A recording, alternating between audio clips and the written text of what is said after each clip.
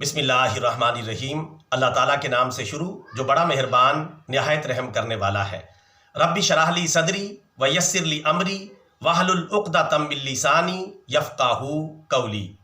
اے میرے پروردگار، میرا سینہ کشادہ کر دے اور میرا کام آسان کر دے اور میری زبان کی گرہ کو کھول دے تاکہ لوگ میری بات کو سمجھ سکیں۔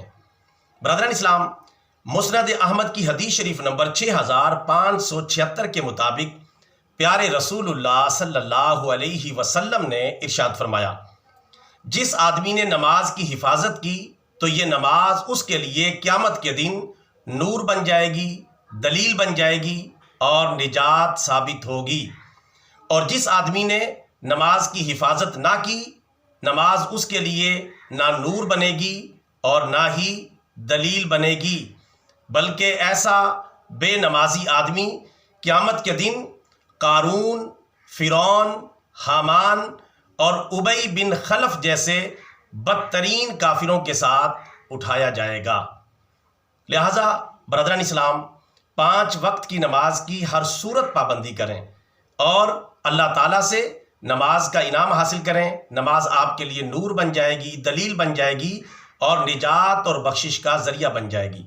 بصورت دیگر اگر ہم نے نمازوں کو ضائع کیا تو نماز نہ ہمارے لیے نور بنے گی نہ دلیل بنے گی، بلکہ بے نمازی کا انجام قارون، فرعون، حامان اور ابی بن خلف جیسے بدترین کافروں کے ساتھ ہوگا۔